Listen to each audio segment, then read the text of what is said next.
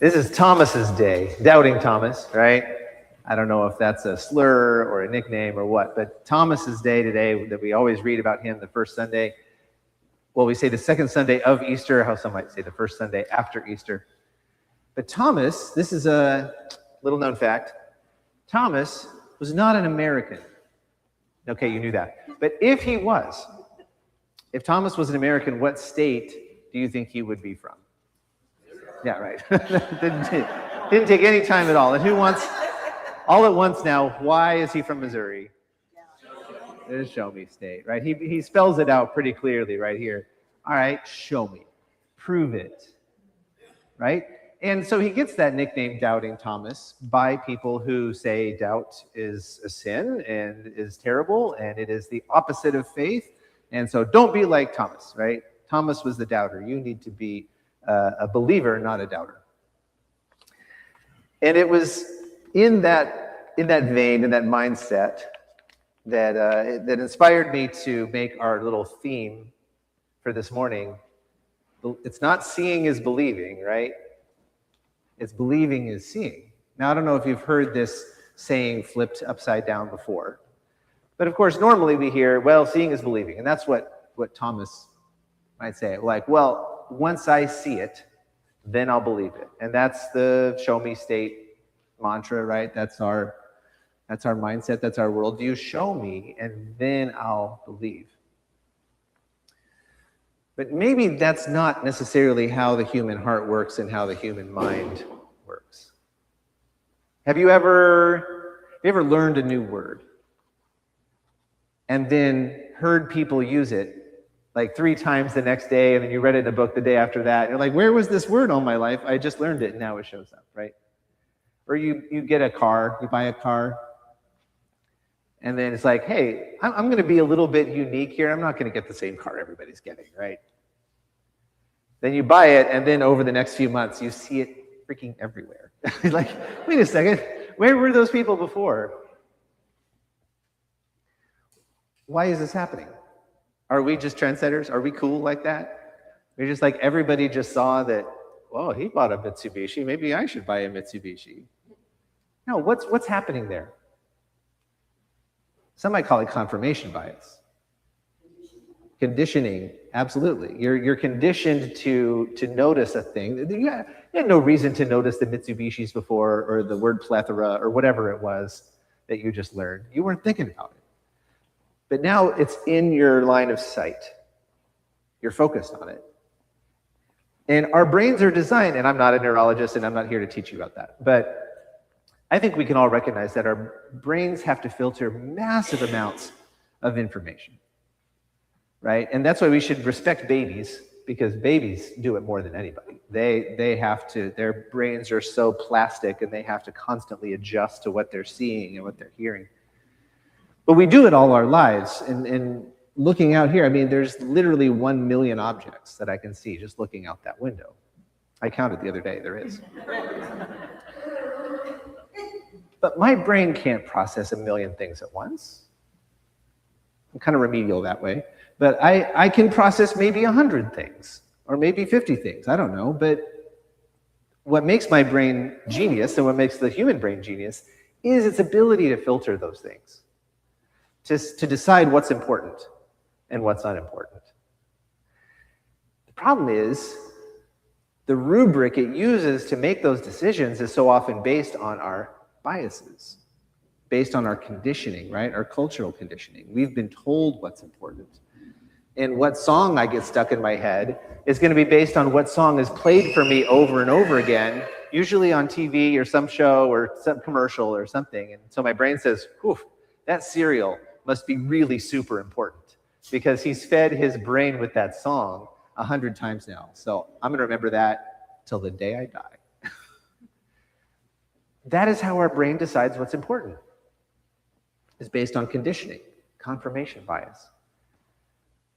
So how does that impact our life of faith? And I think we see some clues to that in the scriptures leading up to the gospel even this morning. We see all of the sensory language, and of all of the senses, of all of our 5 senses that are named in this faith journey, there's one that really stands out, and that is sight. It's almost comical when you see how many times it appears. In the first lesson, we get a lot of Peter this morning. Peter talking. I think this is Peter trying to keep Thomas from getting too much attention today, right? We see him in Acts talking to the crowd, and then we get some from his letter. It's also him trying to kind of make up for the fact that he messed up so badly, denying Jesus 3 times. You're like, no, I believe now. See, it's all over the place. See, I just said it myself. See, it says, for David said concerning him, I saw the Lord always before me. And we see there's David's tomb right over there. And we're making an appeal to the eyes, an appeal to sight.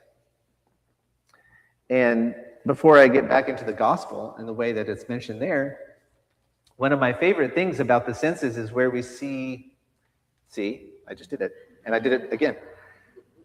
In Revelation, when it talks about the 144,000, and it says, I heard the number of 144,000, but then I turned and saw a vast multitude that is without number.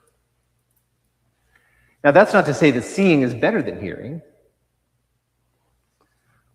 but it does point out it's a cultural mechanism of communication where they would often do that. They would say, well, here are the rumors, here are the assumptions, here are the cultural conditionings. I promise not to look at you over and over, Denise, but that was good. Conditioning was right. Here is the way I was conditioned to perceive the world. This is what I hear. But then I turned and looked with my eyes, and I saw the truth. I heard, sorry, I'm taking a little side journey this is like a side quest, into a scripture we didn't read this morning, but I heard that God was exclusive.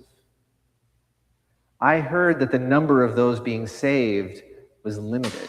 Now, 144,000 is a lot of people, but still a teeny tiny minority of all humanity, right? I heard that there was this limit. I heard that there were these boundaries and that God was only letting this many people in. That was my cultural conditioning. That was my assumption. That was my confirmation bias. But I turned and looked, and God's people was a vast multitude without number. I saw the truth, saw it. And so I think we can take some of that cultural, that communication mechanism and apply it to what's happening with Thomas in the room. First of all, there's 2 occasions where they're all in the room together and Jesus shows up, right? And it lists them both in the gospel. The first one, Thomas isn't there. Who knows why he isn't there?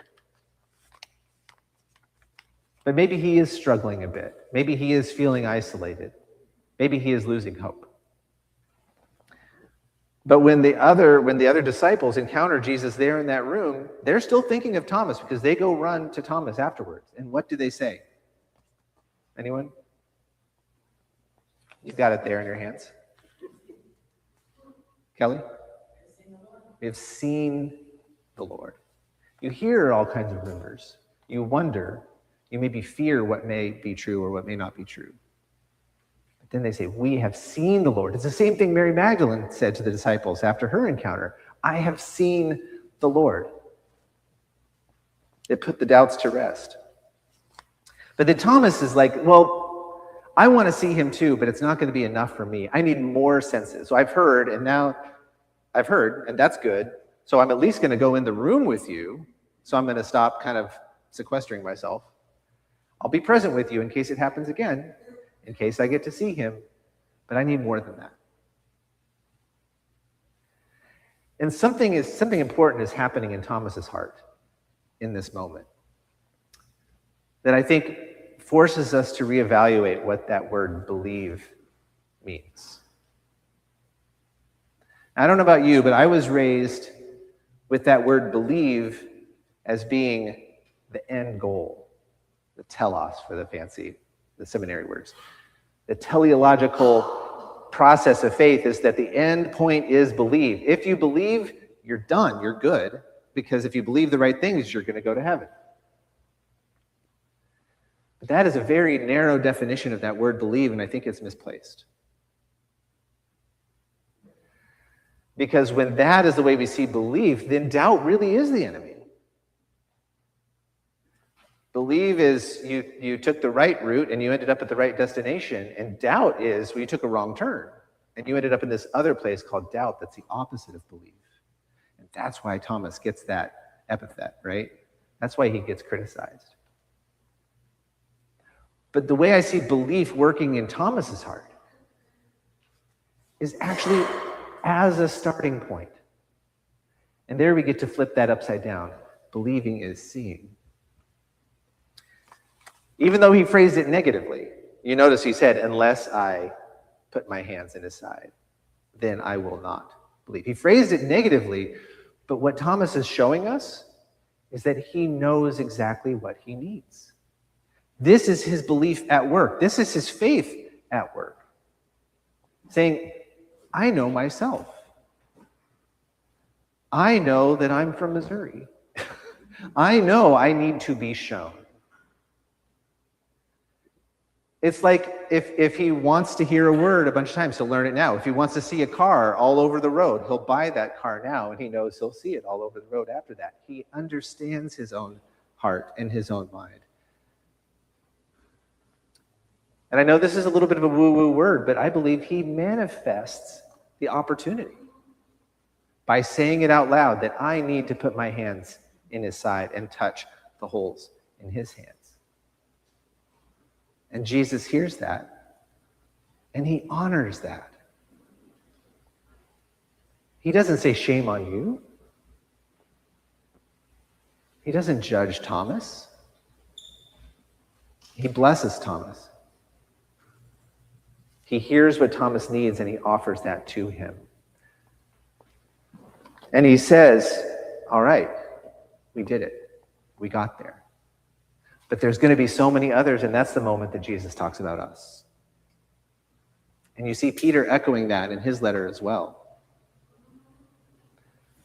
We are believing without seeing the way that Thomas saw, aren't we? The way that Peter saw and the other disciples saw. So what do we have? I think what we have, first of all, is that we need to turn it upside down. We need to turn belief upside down. And we need to allow doubt to be part of that journey, and that doubt and belief can work together toward our purpose, toward our mission, which is not signing off on a creed. Our mission is love, right? You guys gonna get tired of hearing me say love? Maybe. Belief and doubt work together to point us toward love God with all your heart, mind, soul, and strength, and love your neighbor as yourself. Belief is a tool for that. Doubt is a tool for that. We let them work together. But I think what we can learn most of all from Thomas is he had this experience alone, and then he had the experience in community. And we get to see both of those right there in that same gospel. Thomas was absent. Thomas was by himself. And he was struggling. But then when he was in the room, it was his choice to be in the room with his brothers and sisters, in the room with his fellow disciples, that struggle found its conclusion, that belief and that doubt came together to move him toward love. And I hope that's the big lesson we can get from Thomas this morning. And sometimes we can't be present. We have people in our community who want to be present this morning and who can't because of illness or injury or travel or whatever it is. We are together regardless. But when we are making that choice, when we are feeling the doubt creep into us like a shadow, or when we are in pain, or when we are grieving, or when we are confused, do we push away from our community? Or do we pull in? Do we lean in? That's the lesson that Thomas learned.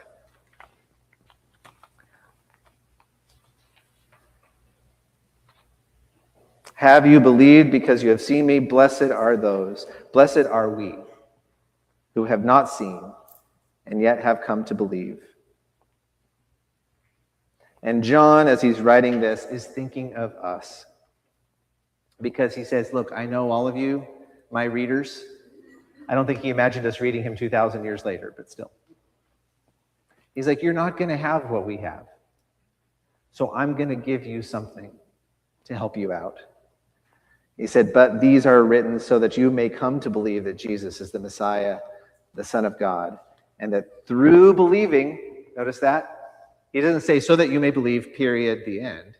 He says through believing, you may have life in his name. Amen.